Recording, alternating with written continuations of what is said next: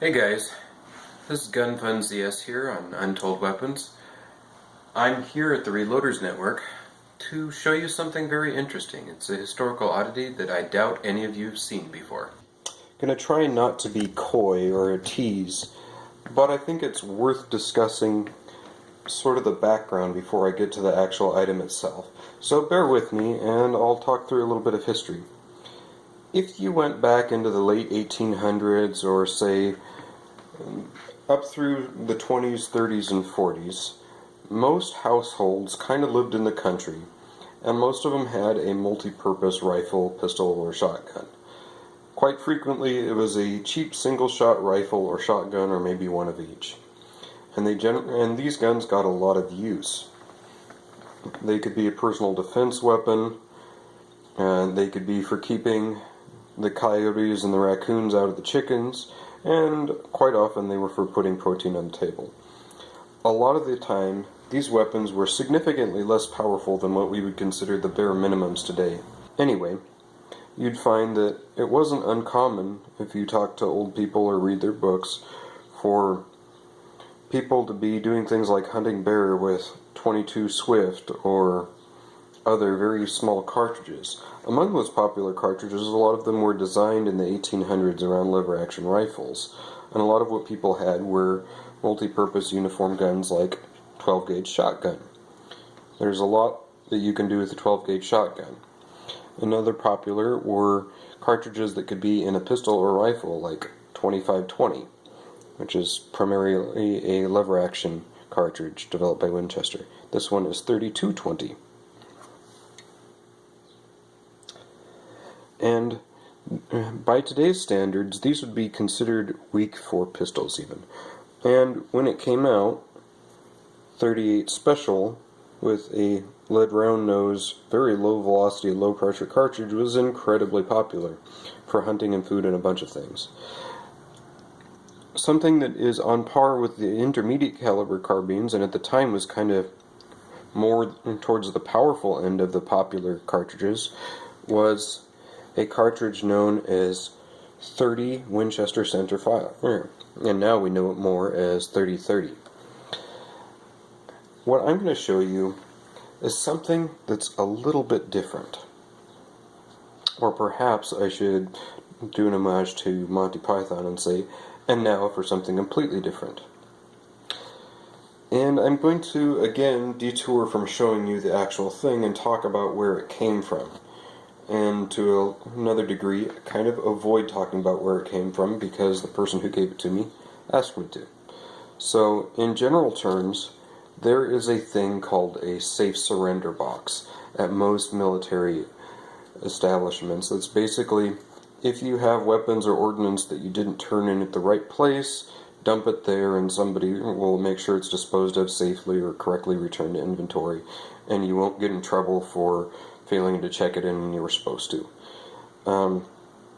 This came from or near one of those. I'm not actually sure what. I know it was several years ago, but not dozens of years ago. So it's entirely possible that this item came from the United States or anywhere else in the world that United States soldiers could have been.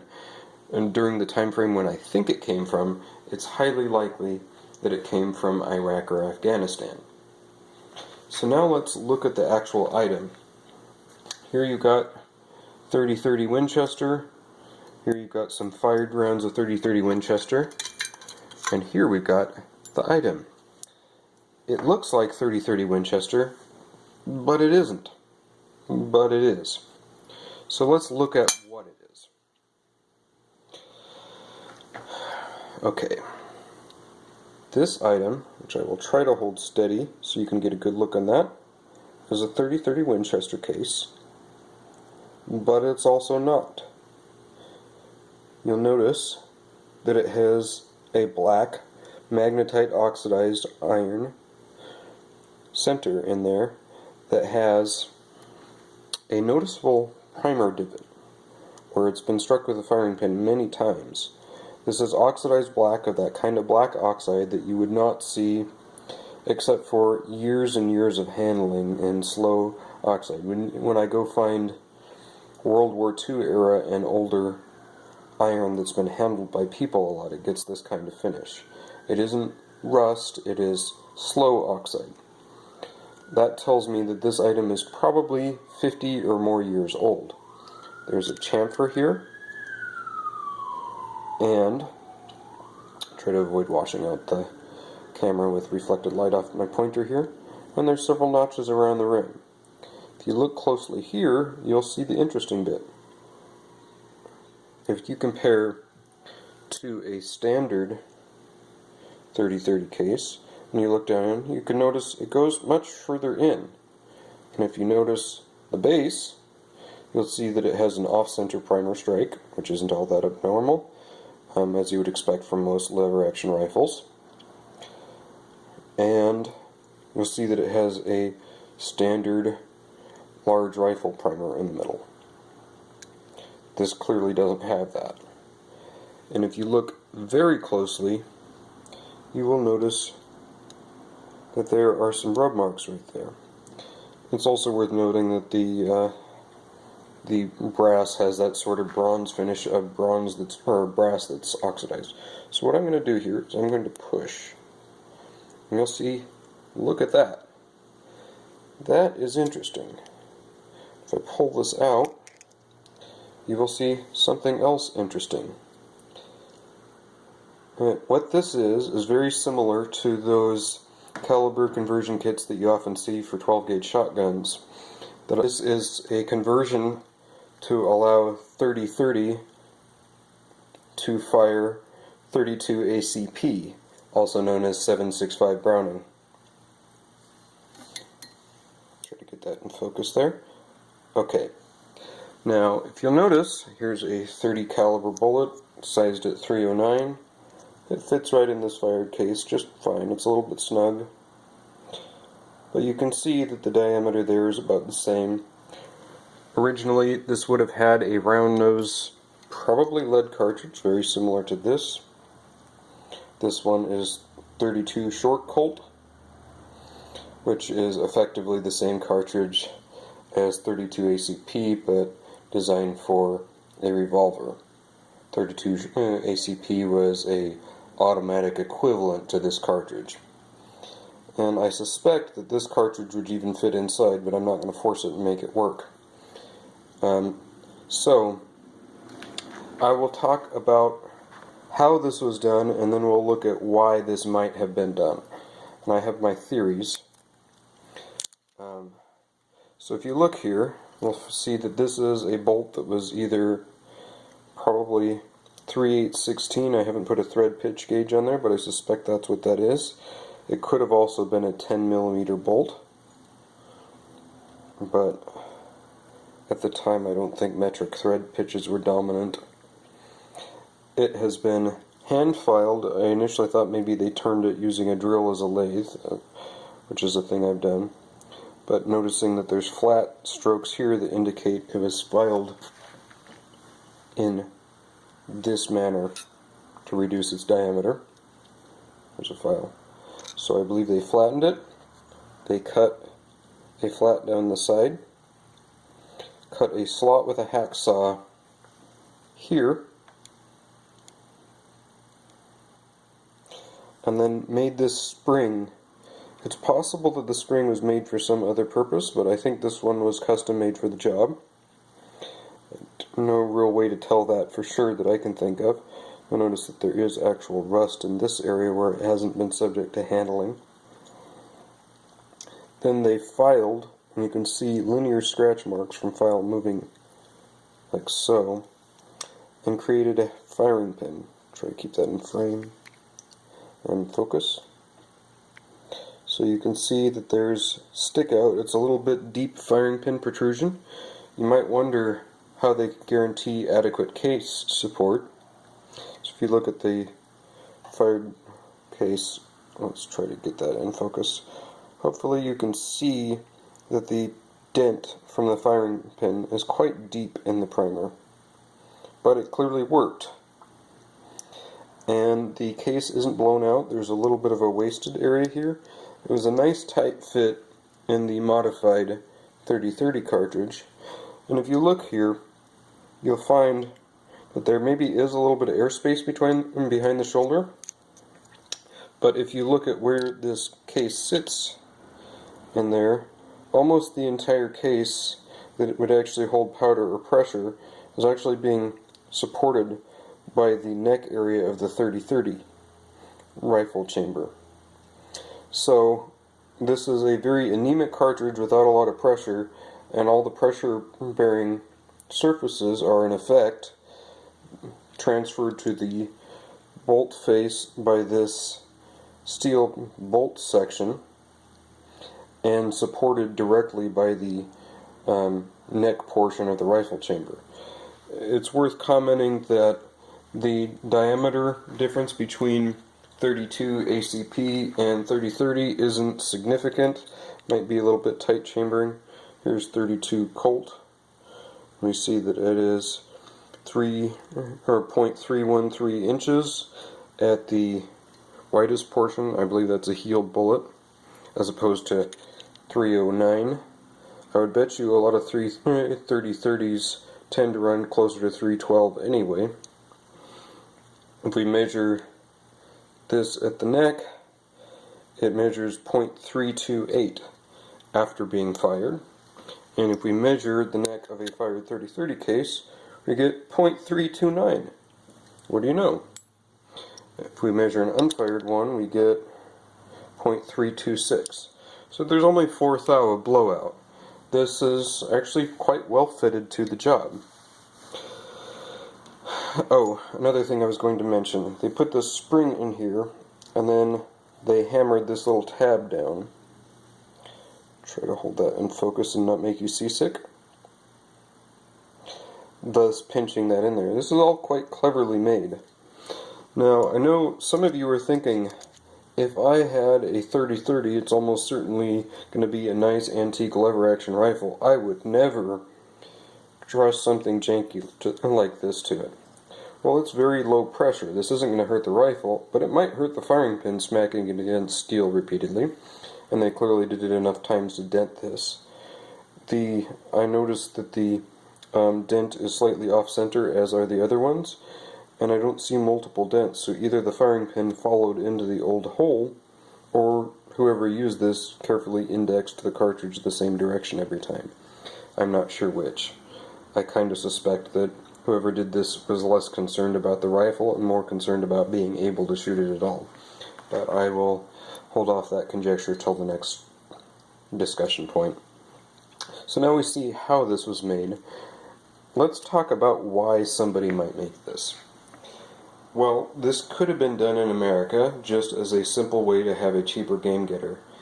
In the teens, 20s, and 30s, a lot of people were quite poor, and it was very common for people to buy 1 or 2 cartridges at a time at their local hardware or general store. A lot of the times there'd be penny candies and penny cartridges. They'd open up a cartridge box and write 1 cent on the flap, and small pistol cartridges would be around a penny each. It was also common for stores to have things that you would trade in, kind of like kids collect pop cans today and trade them in, or beer cans, for the recycling fee.